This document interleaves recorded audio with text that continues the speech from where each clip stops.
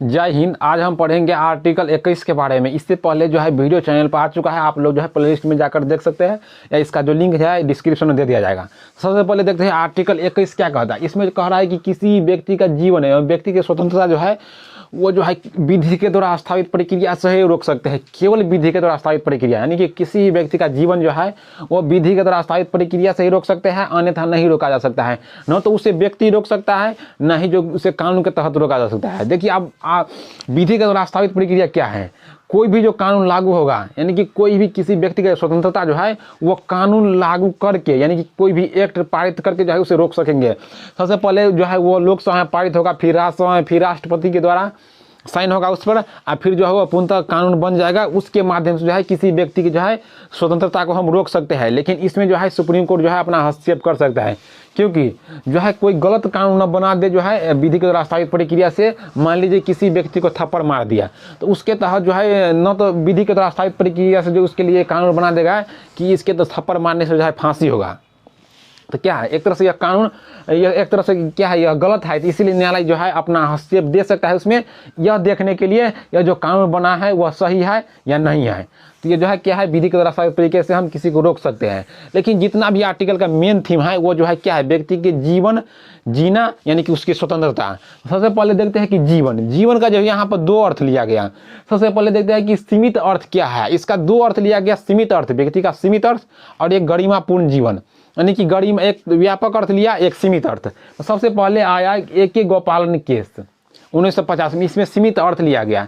इसमें बोला गया कि व्यक्ति, इसमें बायोलॉजिकल अर्थ लिया गया कि अगर व्यक्ति का सांस भी चल रहा है तो क्या है, वो एक तरह से जीवित है। तो इसे बायोलॉजिकल अर्थ लिया गया कि किसी तरह व्यक्ति का जीवन कट रहा है तो वो क्या है, जीवन उसका चल रहा है। लेकिन बाद में इसी बीच एक केस आया, मेनका गांधी, संजय गांधी का पत्नी विदेश जाने से इसे रोक दिया। तो वो जो है सुप्रीम कोर्ट में PIL दर्ज कर दिया। इसके तहत जो सुप्रीम कोर्ट को कहना पड़ा कि जो है क्या है, इसका स्वतंत्रता क्या है, व्यक्ति का स्वतंत्रता क्या है। न तो इसका सीमित जीवन है, वो जो क्या है अपने मन से जो है कहीं भी घूम सकते हैं, कुछ भी खा सकता है। जो है निजता का क्या है, वो कहीं भी नहीं, लेकिन जो है एक तरह से क्या है वो चैन से कहीं भी सो सकता है। वो जो है इच्छानुसार जीवन जीने के लिए स्वतंत्रता है। तो इसमें न्यायालय अपना मत दिया, इसमें कुछ बात को बताया कि जो है क्या है, व्यक्ति के जो पासपोर्ट रखने का क्या है अधिकार, उस स्वतंत्रता के तहत जरूरी है।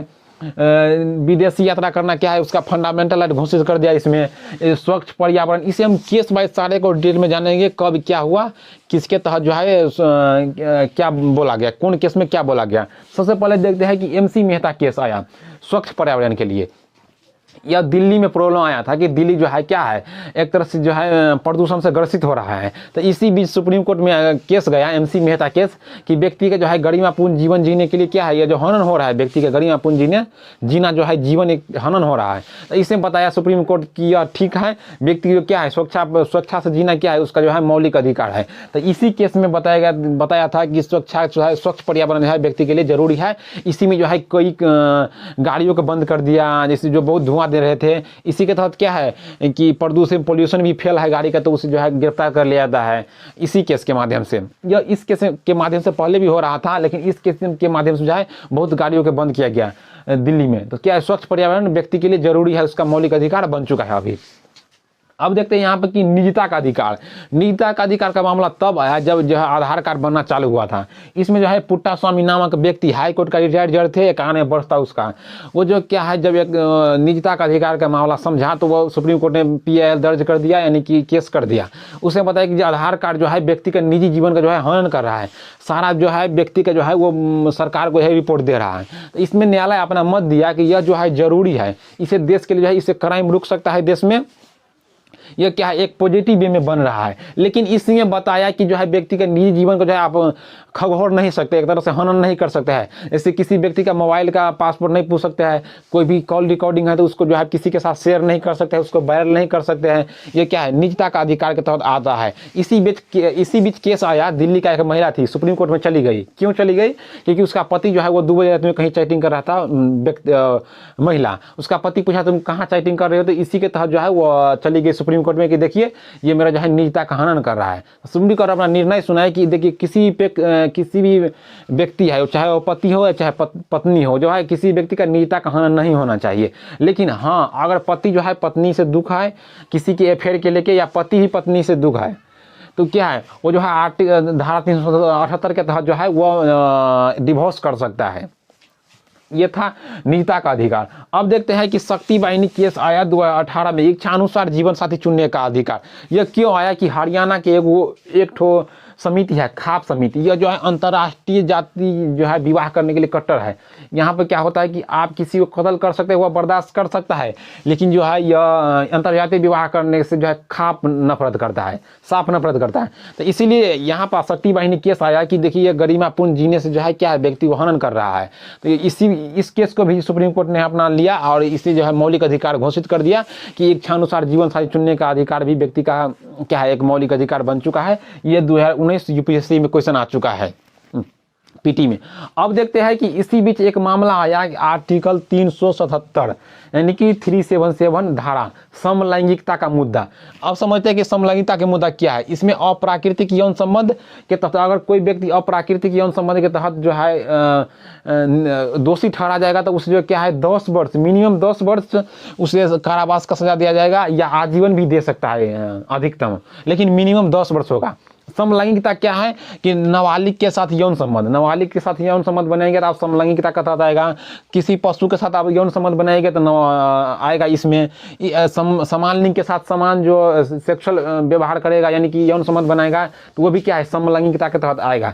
इसमें न्यायालय अपना 3 केस के माध्यम से अपना एक तरह से सुनाया फैसला। वो देखते हैं केस को। सबसे पहले आया नाज फाउंडेशन केस 2019। आप देखिए ये जो केस चल रहा है तीनों, ये केवल इस पर चल रहा है कि समान लिंग के साथ समान व्यवहार। ये दोनों जो है नाबालिग के साथ यौन संबंध और पशु के साथ यौन संबंध, ये दोनों अभी भी लागू है। इस केवल 3 पर यह 3 केस आया था, उसे हम समझेंगे अभी। सबसे पहले है नाज फाउंडेशन केस 2019। इसमें दिल्ली कोर्ट ने अपना निर्णय दिया कि समलैंगिकता जो है वो सही है, क्योंकि जैसे थर्ड जेंडर है तो उसे भी गरिमापूर्ण जीवन जीने का अधिकार है। वह भी जो है सेक्सुअल रिलेशन बना सकता है यानी कि यौन संबंध बना सकता है। लड़की लड़की के साथ यौन संबंध बना सकता है, लड़का लड़का के साथ बना सकता है, क्योंकि उसका गरिमापूर्ण जीवन जीने की अभिव्यक्ति की स्वतंत्रता है। उसमें 19 में बताया गया था कि अभिव्यक्ति की स्वतंत्रता है उसमें। इसे बता रहा है कि उसे गरिमापूर्ण जीवन जीने का अधिकार है। तो ये दोनों मिलाकर जो है न्यायालय ने अपना मत दिया कि जो है समलैंगिकता क्या है वह जरूरी है। तो इसलिए आर्टिकल 377 को जो है रद्द कर दिया। लेकिन फिर जो है सुरेंद्र कौशल केस आया 2013 में सुप्रीम कोर्ट में। सुप्रीम कोर्ट ने जो है हाई कोर्ट के निर्णय को रद्द कर दिया और जो 377 को जो है 377 आर्टिकल को वह पुनः लागू कर दिया और बताया गया जो है यह जो है दोष है, एक तरह से इसके जो तहत जो है दंड दिया जाएगा। लेकिन फिर इसी बीच केस आया नवजोत जौहर केस 2018 में धारा 377 को जो है इसमें रद्द कर दिया। क्यों रद्द कर दिया कि इसमें बायोलॉजिकल अर्थ लिया गया। बायोलॉजिकल अर्थ का तात्पर्य यह है कि इसमें जो पूछा गया कि यह सही है या नहीं है, तो न्यायालय ने अपना मत को बदल लिया और आर्टिकल 377 को पुनः लागू कर दिया, क्योंकि यह कर सकता है व्यक्ति के जो है गरिमापूर्ण जीवन जीने के लिए जो है यह जरूरी है। यह जो केवल थर्ड जो है समान लिंग के साथ समान व्यवहार यानी कि यौन संबंध बना सकता है, लेकिन अभी भी जो है नाबालिग के साथ यौन संबंध ये दोनों जो है अभी भी लागू हैं। तो अब देखते हैं इसके आगे। यहाँ पर देखें कि जीवन का जो है यानी कि जीने का अधिकार हमारा मौलिक अधिकार है। अब देखेंगे कि जीने के साथ साथ मरने का अधिकार भी हमारा मौलिक अधिकार है या नहीं है। इससे सबसे पहले जीवन के अधिकार में 2 तरह से बांट दिया गया कि जीने का अधिकार तो हमारा मौलिक अधिकार है, वह घोषित हो चुका है, लेकिन अब जो है जीने के साथ साथ मरने का अधिकार भी हमारा मौलिक अधिकार है या नहीं। तो इससे सबसे पहले देखते हैं रतिनम केस आया इसके बारे में। यह बताया कि जीने के साथ साथ मरने का अधिकार भी जो है हमारा मौलिक अधिकार है, क्योंकि जो है आईपीसी धारा 309 को शून्य घोषित कर दिया। अब समझते हैं कि आईपीसी धारा 309 क्या है।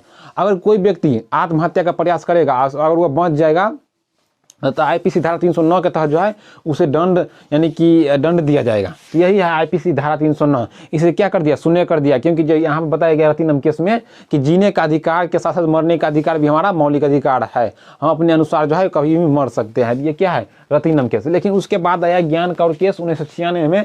इसे बताया कि मरने का अधिकार जो है हमारा मौलिक अधिकार नहीं है, केवल जीने का अधिकार हमारा मौलिक अधिकार है। इसमें जो है आईपीसी धारा 309 को पुनः बहाल कर दिया। अगर कोई भी व्यक्ति आत्महत्या का प्रयास करेगा तो उसे जो है आईपीसी धारा 309 के तहत जो है उसे दंड दिया जाएगा।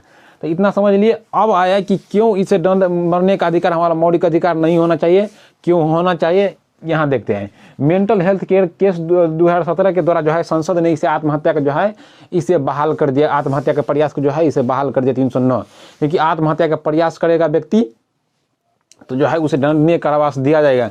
क्योंकि देखिए अब इसके बारे में एक और मुद्दा आया कि आत्महत्या का प्रयास क्यों करता है व्यक्ति। तो यह जब बताया गया कि आत्महत्या का प्रयास वह व्यक्ति करता है जो काफ़ी टेंशन में रहता है या कुछ ऐसा रहता है, तो जो है वह व्यक्ति जो है आत्महत्या का प्रयास करता है। तो इसके तहत जो है उस व्यक्ति को मेंटल हेल्थ केयर में ले जाना चाहिए या किस तरह जो है सुविधाजनक उसे सुविधा देना चाहिए जिससे वो व्यक्ति जो है ऐसा प्रयास न करे। लेकिन तभी भी जो है जो इसे मरने का अधिकार को जो है मौलिक अधिकार नहीं घोषित किया।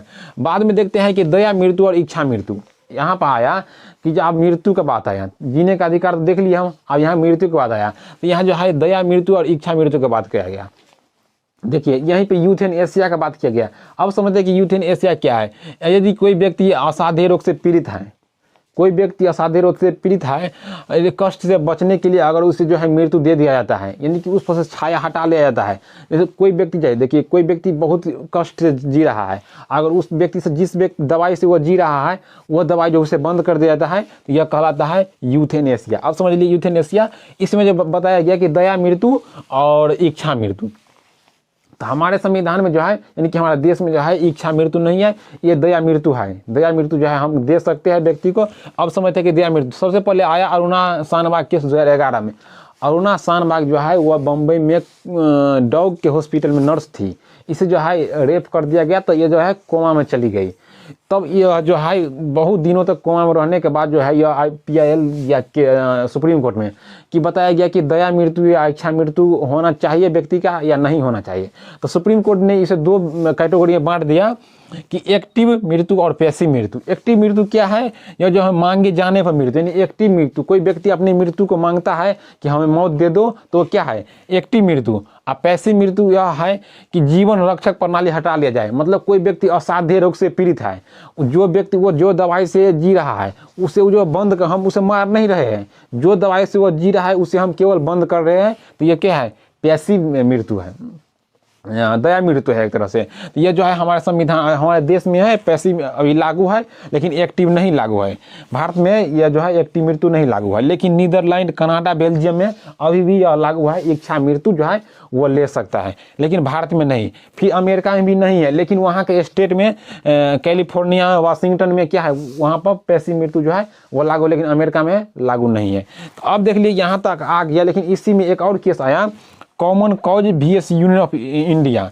इसमें बताया गया कि व्यक्ति का जो है मरने का अधिकार तो नहीं है, लेकिन गरिमापूर्ण जीवन जीने का जो गरिमापूर्ण जीवन मरने का जो है उसे जो है एक फंडामेंटल राइट के तहत घोषित किया। क्यों किया कि यहाँ पर जो है पैसिव मृत्यु जो है एक तरह से क्या है उसे गरिमापूर्ण है, कष्ट से जो है उसको क्या है छुटकारा पा रहा है, तो कष्ट से छुटकारा पाना जो है क्या है हमारा गरिमापूर्ण जीवन है। तो इसी के तहत जो है इसे बताया गया कि गरिमापूर्ण तरीके से मरने का अधिकार क्या है फंडामेंटल राइट है। लेकिन इसी में आपको क्वेश्चन बन जाता है कि देखिए अगर कोई व्यक्ति है हमारे देश में मरने का अधिकार फंडामेंटल राइट है, निम्नलिखित में से फंडामेंटल राइट है मरने का अधिकार, गरिमापूर्ण जीवन जीने का मरने का अधिकार, बोथ या नन। तो इसमें क्या होगा कि गरिमापूर्ण मरने का अधिकार जो है हमारा मौलिक अधिकार है, इसे घोषित कर दिया गया है। अब देखते हैं कि लिविंग विल क्या है। लिविंग विल जो है व्यक्ति जो है भारत का व्यक्ति जीवन में एक बार बना सकता है, उसे फिर से जो है दोहरा भी सकता है और उसे जो है कैंसिल भी कर सकता है। लिविंग विल यह है कि अगर व्यक्ति, लिविंग विल का तात्पर्य यह है कि व्यक्ति अगर भविष्य में कोमा में चला जाए तो उसे क्या है दया मृत्यु मिल सकता है, ये इसी को कहते हैं लिविंग विल। व्यक्ति जो है अपने स्वस्थ अवस्था में एक बार अपने बना सकता है कि अगर हम भविष्य में कोमा में चले जाएंगे तो हमें जो है दया मृत्यु यानी कि पैसिव मृत्यु जो है हमें दे देना, तो इसे जो है इसी के कहते हैं हम living will. Maneka Gandhi case में आया कि जो है विधि के द्वारा स्थापित प्रक्रिया, विधि के द्वारा सम्यक प्रक्रिया जो है आर्टिकल 21 पर लागू होता है। यह बहुत इंपॉर्टेंट है। देखिए मेनका गांधी केस में आया कि आर्टिकल 21 जो है वो व्यक्ति पर लागू होता है। अब व्यक्ति में जो है क्या है कि विधि के द्वारा स्थापित प्रक्रिया तो है ही है, लेकिन विधि के द्वारा जो सम्यक प्रक्रिया भी लागू होना चाहिए। देखिए आप सम्यक प्रक्रिया क्या है कि समय समय पर है व्यक्ति की आवश्यकता पड़ता है, कौन चीज़ का पड़ता है, तो उसे जो है विधि के द्वारा स्थापित सम्यक प्रक्रिया से जो है उसे पूरा होना व्यक्ति के गरिमापूर्ण जीने का अधिकार है। इसीलिए मेनका गांधी में जो है सम्यक प्रक्रिया लागू कर दिया गया। अब देखते हैं कि आर्टिकल 21A, इसी बीच आर्टिकल 21A को जोड़ा गया 86 संविधान संशोधन 2002 में जोड़ा गया। इसमें बताया गया कि शिक्षा का अधिकार जो है हमारा मौलिक अधिकार होना चाहिए। इससे पहले जो है शिक्षा का अधिकार मौलिक अधिकार नहीं था। 86 संविधान संशोधन द्वारा जो है 21A में जोड़ा गया, ये जो है शिक्षा का अधिकार हमारा मौलिक अधिकार है। जैसे 6 से 14 वर्ष के बच्चों के लिए जो है फ्री ऑफ कॉस्ट शिक्षा मिलता है, क्योंकि जो हमारा मौलिक अधिकार है। जैसे हरियाणा में 9 से 12 के बच्चों के लिए भी अभी फ्री ऑफ कॉस्ट कर दिया है शिक्षा, तो ये क्या है हमारा मौलिक अधिकार है। तो यह इंपॉर्टेंट है कि 21A के तहत जो है शिक्षा का अधिकार हमारा मौलिक अधिकार बन चुका है। अब देखते हैं आर्टिकल 22 के बारे में।